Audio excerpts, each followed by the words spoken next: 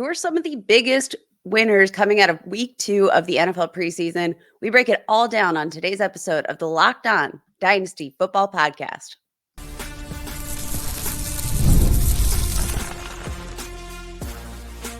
You are Locked On Dynasty Football, part of the Locked On Podcast Network. Your team every day. Here are your hosts, Marcus Mosher and Kate Magdziuk. Welcome back to the Locked On Dynasty Football Podcast, part of the Locked On Podcast Network. We'd like to thank you for making Locked On Dynasty your first listen every day. Today's episode is brought to you by FanDuel. Now through September 22nd, all FanDuel customers can bet $5 and get a 3-week free trial of the NFL Sunday Ticket from YouTube and YouTube TV. Visit FanDuel.com/LockedOn to get started. My name is Kate Magdziuk, and when I am not doing this, I work as an editor and analyst of Yahoo Fantasy. My co-host Marcus Mosher is out on vacation for the week, but here to replace him is none other than the great Michelle Magdziuk, co-host of the Locked On Fantasy Football Podcast with Vinny Iyer, and of course, my wife. Welcome into the show, Michelle. Thanks for coming to talk all about week 2 preseason winners. Yeah, I'm excited. This was a good week of football. It was definitely more entertaining than preseason week 1. I feel like we've learned a little bit more. A lot of rookies shined this week, so I'm excited to get into it. Yeah, I want to talk first off about a team that I didn't think we'd be talking about as winners here. They didn't look particularly good. They don't look like they're going to score necessarily a ton of points, but we got to talk about the New York Giants because I think coming out of week 2 of the preseason, Devin Singletary and Malik Nabers are both looking like potential stars just based on volume alone. Yes, listen, I'm so excited for Malik Nabers, and I know this game, Daniel Jones comes out, immediately should have thrown a pick 6, and then he ends up throwing a pick 6 and then another pick. So like it wasn't the prettiest performances from Daniel Jones, and I know that's what's making us nervous about Malik Nabers and like how quickly he can become a dominant wide receiver in the league. But what I loved out of this is that Daniel Jones plays 6 drives, but really 5 drives because that one drive was a pick 6, like right away. He had 18 pass attempts. 6 of them went to Malik Nabers. And like that one deep throw, the thing about Daniel Jones is that he can throw deep. Like that's not an issue in his game. They're normally like somehow the deeper it is, the more accurate he gets. And that ball Malik Nabers tries to catch with one hand. I feel like he could have fought through it with the other hand and actually just used both hands to catch it. But 4 receptions, 54 yards on 5 drives. You'd love to see that from Malik Nabers.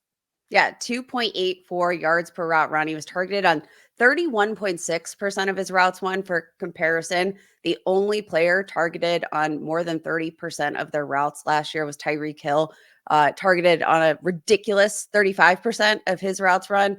So like you love to see the usage there. And I think it's pretty clear just how far the gap already is for Malik Nabers in comparison to the rest of these Giants wide receivers. Like, what do you think the realm of possibility is that Malik Nabers is just a perennial 140 to 160 target guy? Like, I think that might be lowballing it. I think easily he's around the 130, 140. And I think with that type of target share, he can dominate and be great for fantasy. It's going to come down to the touchdowns, right? Because Daniel Jones never throws them. Even when, I mean, also I want to say Daniel Jones is kind of a winner as well. I know he threw a pick 6 and another interception and could have had another one in there.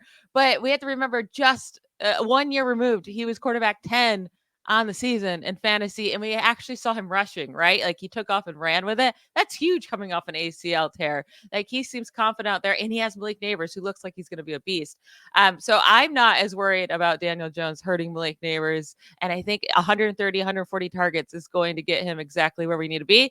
It just comes down to can Daniel Jones throw more than 15 touchdowns, because that's going to have to happen. That'll be probably the biggest uphill battle for Malik Nabers in terms of his fantasy relevancy. Now, 21 years old, rookie season. He is currently being drafted as the wide receiver 9 in dynasty startup leagues.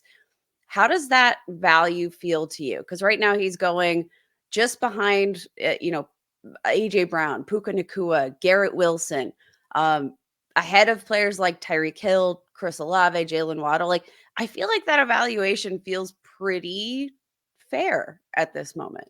A couple weeks ago, I traded Garrett Wilson straight up from Malik Nabers. And at that time, I feel like a lot of people in the league and you were, when I told you about this trade, it felt really scary, right? You're like, oh, I don't know. I feel like at this point, I couldn't get this trade done. I don't think right now I could trade Garrett Wilson for Malik Nabers straight up anymore. I think Malik Nabers' value is increasing every single day. And the more we get to see him, I think by the end of the year, he's going to be a top 5 dynasty wide receiver pretty easily. Yeah. And I mean, you look at Garrett Wilson, who, coming into year 3, there's a pretty safe floor for him, I think, overall, because of what he's been able to accomplish with bad quarterback play. But you look at Malik Nabers, like they're kind of in the same situation, right? Where the talent is top tier. Malik Nabers, you actually have, 3 years younger than Garrett Wilson. Also has, a little bit more height maybe to work with in terms of that bad quarterback play. A little bit more length to his game, a little bit more speed. I'm starting to get on board with Malik Nabers over Garrett Wilson. Now, let's talk about the run game because, again, not probably the sexiest aspect of the Giants offense because we don't know how good this team is going to be. But Devin Singletary played 29 snaps in the first half, only had 20 rushing yards on 10 attempts, but in a touchdown. But I think he looked overall better than the box score indicated. Right now, he's being drafted as RB 39 in Dynasty Startup ADP via dynastyleaguefootball.com. I think that there's a chance that Devin Singletary just completely dominates the running back snaps here. We know there's promising rookie Tyrone Tracy, who now is dealing with an ankle injury, TBD on his availability. But Devin Singletary seems to have so far established himself as RB1 in this offense. I think 250 touches feels like the floor for him this season, as long as he's healthy. Yeah, this is the thing. He landed in the perfect situation for the volume, and I wanted to see what they're going to do around the goal line, right? Like, were they going to give Singletary the chance because he's so small, but they have no one else. And it's like, okay, are they only going to run it in with Daniel Jones? But when they got towards the goal line in this game, they gave Singletary the first chance. He didn't get in, but they gave it back to him again, and he got in easily. I felt good about that, right? It's like, okay, they have to use him around the goal line. They have to use him as a receiving back because they don't really have anybody else, especially until Tyrone Tracy gets back, and we'll see how many snaps he actually steals. But Daniel Jones has hyper targeted running backs throughout his career. Now, maybe it's because he had Saquon Barkley. Maybe that's why, but we'll see if he still uses his running backs in that way. But also Devin Singletary last year, when we got to see him in that starter role for the Texans, he was a solid RB2. He was averaging 13.2 points per game over the second half of the season, RB 17 during that span from weeks 10 through 18. He had finishes of RB3, RB4, RB 20, 7, 25, 16. He could be a solid RB2 on your dynasty squad right now if you have him, if you're a contender. And if you're not a contender, I do think you're going to be able to sell him pretty early on in the season because he's going to get the volume. It's not going to be exciting. I don't think his volume or his value is going to hold up in 2025. But for 2024, I think you have a really solid RB2 in your hands. That's not high upside, but a pretty safe floor. Yeah, Devin Singletary right now being drafted one spot ahead of Austin Eckler in average ADP. And I know that I would much prefer Devin Singletary, who I think is a little bit more longevity to his career. Like you said, TBD on sort of what the future of him is in this Giants offense or the Giants offense in general. If Brian Daboll's out at the end of this year, I have a feeling that Devin Singletary probably also not going to be the starting running back here in 2025. But the opportunity here, to get a running back that is probably going to be a weekly RB2 for RB4, RB5 value in your dynasty leagues feels pretty nice. What's your normal approach to the running back position in general? So Marcus and I always talk about it feeling like you should approach running backs like they're on a 1 or 2 year contract with your dynasty team, because we know there's a lot of turnover at the position. Any hesitancy of buying into Devin Singletary with that kind of value, or where do you Now I sit know. with running backs? Now, if he's going to be expensive, I don't want to go buy him, right? But if you're Yeah. able to get him for cheaper in the offseason, you already had him, or you already had him on your team. These are the perfect running backs I love to have because I'm not going out and buying these expensive running backs. They fall off way too quickly. So I love, especially if you have just a solid RB2 that you can plug in each and every week, that's a cheap guy, and you can just load up on those wide receivers. That's definitely my focus in Dynasty. Love that. Coming up next, we are going to be talking about the Chiefs wide receivers who they're in a good offense, and it looks like there's a lot of talent there to be had that maybe we haven't seen in the weeks to come. That is coming up next.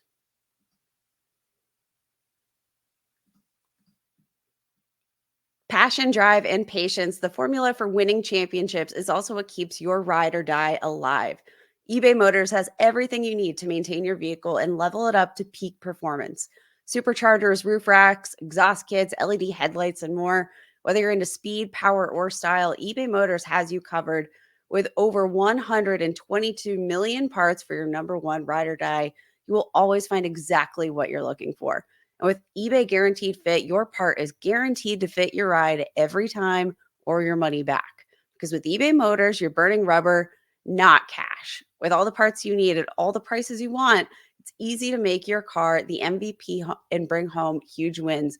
Keep your ride or die alive at ebaymotors.com. Eligible items only, exclusions apply. eBay Guaranteed Fit, only available to U.S. customers. Thanks for making Locked On Dynasty your first listen today. Now, for your second listen, go and enjoy the Locked On Fantasy Football podcast. Get daily insights to the best fantasy football draft strategies from our guest host, Michelle Magdziuk, and her co-host, analyst Vinny Iyer, so you can crush your leagues this season. Part of Locked On Network, your team every day. Michelle, let's talk about the Chiefs wide receivers. So there's been some major shakeups here. It's no longer the barren wide receiver core that we saw here in the 2023 season that left Patrick Mahomes high and dry far too often. We saw some really exciting things out of rookie Xavier and veteran Rashee Rice, who it's looking more and more likely is probably going to play this entire season. What did you think watching these two and the Chiefs offense in general here in preseason week 2? Well, Rashee Rice is kind of just starting where he finished last year, right? With these targets that he's getting. Now it's still very, very low average depth of target. I think he was at like just over 3 yards, air yards per target in this game, but that's how he's used last time. Last year towards the end of the season, he got 5 targets with Patrick Mahomes, 5 targets, caught 4 of them for 35 yards. If that's how he's going to be used again, I mean, we saw that work out well for fantasy over the last half of last season. From weeks 12 through 18, he was the wide receiver 10 in fantasy points per game. I don't think he's going to be someone you're like dying to have in standard leagues, but especially in full PPR leagues, like I think he's going to be a really solid player this year. And like you said, it doesn't seem like his suspension's coming this season. And when it does come, it might be 3 games. Like I don't think in the long terms of things, especially for dynasty and his value, that suspension is going to matter all that much. Yeah, I kind of feel like the suspension aspect of his evaluation in Dynasty is a little bit overrated. Like, let's say he has a 3-game suspension. He's going to come back and presumably be at full health. Like that's a plus for me, right? It's not like a 3-week injury where you come back and you're not really sure where they stand. Are they at 100%? So like the suspension, I think you can kind of write off. What I thought was really exciting about these Chiefs wide receivers here, Xavier targeted on 40% of his routes run, caught 3 targets, or 3 of his 6 targets, 61 yards and a touchdown, had a really nice big play. Rashee Rice targeted on just under 40% of his routes run. So like both of them were involved, but I think we saw a differentiation in the role. You mentioned Rashee Rice still being targeted closer to the line of scrimmage. Xavier utilized more deeper down the field. And I think that almost gives me kind of some good feels just because of the fact that we know that they're playing different roles and that maybe there is a world of possibility where like both of these guys can eat in a Chiefs offense that can support multiple receiving options, especially knowing that they're playing different roles in the offense. If it was just Rice and Worthy, I would feel great about that, right? And that's what we got to see yesterday. Like Kelsey wasn't playing all that many snaps, right? Only got 1 target as well. So he's not in his normal role. And then Hollywood Brown was out. We'll see when he gets back from injury, like how he's utilized. But I would love it if this offense would go to Rashee Rice shorter, let him play like the Deebo Samuel role. Worthy could be that deep threat.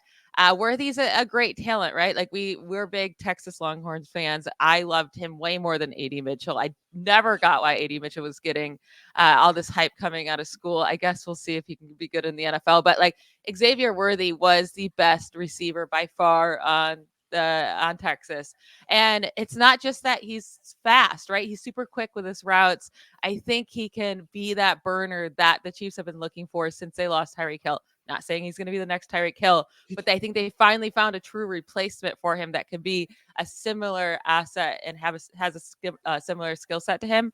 So yeah, Xavier Worthy, it was great to see him in that role and doing it well. Now we just have to see when Hollywood Brown comes back. Does he take over that role, and kind of you have to wait for Xavier Worthy to get his moment and to earn that playing time. And the good thing is Marquise Brown on a 1-year deal, not not necessarily a huge thing to consider in terms of dynasty value as it is for this year, 2024. But either way, I'm excited. I'm very excited about Xavier Worthy too. I wasn't sure how this was going to shake out, but the good thing is he's not just fast, like you mentioned. He can create separation in his routes based on his speed, of course, but he's also just a good route runner. Like he's not just winning because he's fast. Like Brian Thomas Jr., that was a little bit of a concern for me coming out of LSU because like mostly the way he beats, opposing defenders is just by being a big, fast, long guy and creating separation in that way. But Xavier Worthy wins in these different ways that I think, yeah, he could be this long-term answer that the Chiefs are looking for in an offense executed by the best quarterback in the National Football League. So I think we're going to have some fantasy points scored here in the weeks to come and the years to come with this Chiefs receiving core. I'm going to be very much enjoying watching this offense grow. Next up, I would say, sorry, that Patrick Mahomes then would also have to be a winner because last year it was a miserable fantasy season for Patrick Mahomes if you had him. It was a scary season because he didn't have all the weapons he needed. He was not putting up fantasy points. It was a disappointment week after week after week. Yeah, he came out and looked amazing and won the Super Bowl in the playoffs, but like that didn't help for fantasy. But I will say with these weapons, Rashee going into his second year, Xavier Worthy looking like this could be a hit for them in the first round. Like that matters for Mahomes. He needed these weapons. So it's weird to say that Patrick Mahomes, the best quarterback in the league, is a winner. But in terms of dynasty and him bouncing back and being a top 3 fantasy quarterback again this year, like this preseason week makes it look like he could be a winner as well. I do love that take. And Patrick Mahomes just recently overtook Josh Allen. They've kind of been duking it out in terms of ADP I would the still top spot. Take Josh Allen. It's still easy. Okay. Josh Allen. Okay, that's what I wanted to ask. So you're still skeptical about the QB1 pricing. I get the stability in the passing game that you love, but obviously Josh Allen, kind of a cheat code. So I still think that generally speaking, I mean, you can't go wrong with Patrick Mahomes, especially now that we're seeing how this receiving core is shaking out. Next up, we're going to talk about 2 names that like aren't the flashiest. We're going to talk about Taysom Hill and Buffalo Bills running back Ray Davis, who are both pretty low key interesting here in the season to come. We'll get into why next. You've heard us talk a lot about FanDuel, America's #1 sportsbook. Well, today we have something a little different for you. Now through September 22nd, all FanDuel customers can bet $5 and get a 3-week free trial of the NFL Sunday Ticket from YouTube and YouTube TV. Then with a YouTube TV base plan, you will be able to watch every regular season Sunday afternoon out of market game. All you need is a Google account and a current form of payment, and you can cancel at any time. Just visit FanDuel.com/lockedon to download America's #1 sportsbook. Welcome back to the Locked On Dynasty Football podcast. To close out today's show, I want to talk about 2 of like maybe the lowest key winners that I think have a legitimate shot to have some fantasy value here in the weeks to come. I want to talk about Taysom Hill, tight end, quarterback, running back, literally do it all dude for the New Orleans Saints, who, we've gotten a lot of preseason hype about. Just a few weeks ago, Jeremy Fowler said that the Saints are really, quote unquote, leaning into the Taysom Hill experience, and that, he could play up to 5 positions: fullback, running back, quarterback, tight end, and wide receiver. And I'm pretty sure we've officially seen him play all of those positions here in the preseason so far. In week 2, utilized as a running back, took snaps at tight end, fullback, played the slot. Just last week in week 1, played 2 snaps out wide. But this go around, 5 rush attempts for 21 yards and a rushing touchdown. Is there a chance that we see Taysom Hill just continue to be a perennial low end or low key tight end 1 every single year again? Listen, it's every single year, and I know he keeps getting older, and we're like, he's not exciting. He doesn't catch as many balls as we want, so it doesn't feel That's like that typical taxes and tight end. Taysom Hill. That's what it Yeah. is. But tight end 5 in points per game in 2020, tight end 6 in points per game in 2021, tight end 7 in 2022. And last year, he did fall to 12th in points per game, but he wasn't playing many snaps at all from weeks 1 through 5. From week 6 through 18, he was averaging 10.1 points per game. That's the same amount as Evan Ingram was averaging in half PPR last year. And we know how good of a season Ingram ended up having throughout the whole game or throughout the whole year. But in 10 games, he played at least 25 snaps last year.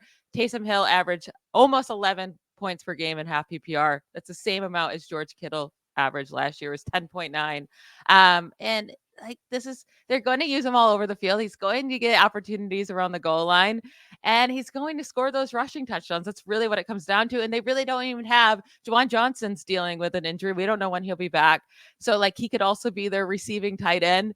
Taysom Hill is a really sneaky, great tight end option to have for in your normal fantasy leagues or in dynasty. Like there is no position to describe what Taysom Hill actually is, which is why he's rated as a tight end in one fantasy format, a quarterback in another. Like nobody knows what to do with Taysom Hill, but I think the overall takeaway is to trade for him. You mentioned Juwan Johnson being injured. You mentioned, just in general, the versatility that he's going to give this team around the goal line. And I love that we saw that here in the preseason. I also want to mention that the Saints running backs are dealing with some injuries here. We have Alvin Kamara, Kendre Miller, who I like, but can't stay healthy. Like there's no depth at the quarterback position. They're like still trying to figure out. Dennis Allen said they're still trying to figure out if they have a backup quarterback. Like, is Spencer Rattler ready to come in and play if Derek Carr were to get hurt? Or is this now going to be again Taysom Hill experience at quarterback and you can plug him in at tight end?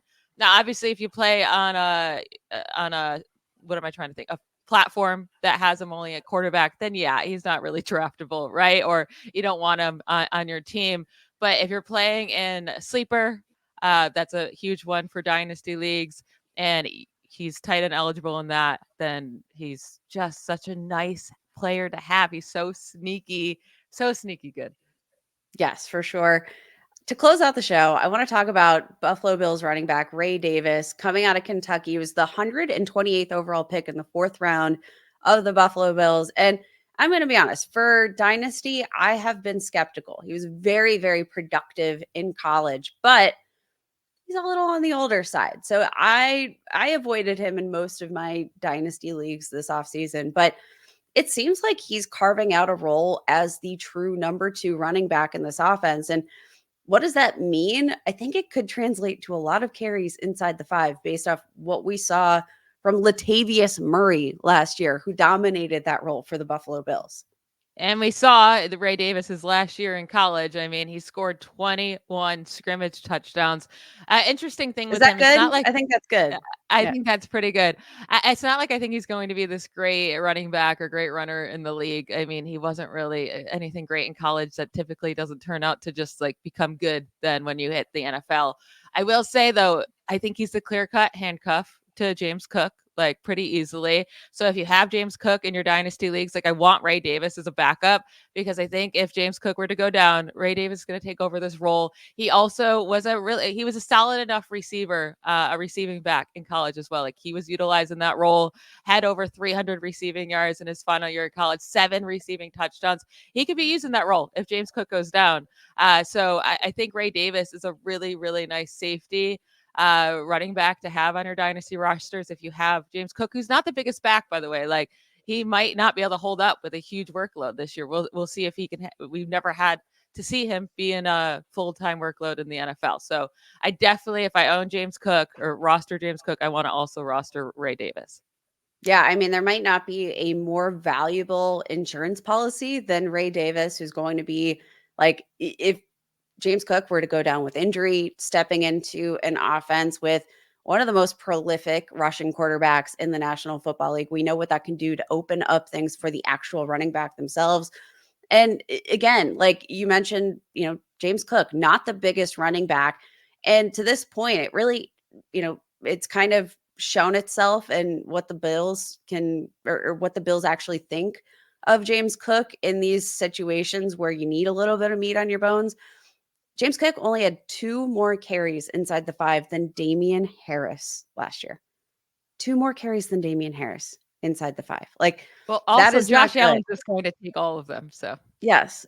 So it's probably a moot point here or there. But if there is a backup running back that I want to roster on this roster, it is going to be Ray Davis, who, I don't know. Yeah, kind of sneaky. And I love to see that usage here. That is today's show. Thank you so much for joining us. Michelle, thank you for guesting on today's show. Tell everybody where they can find more for you and of your work.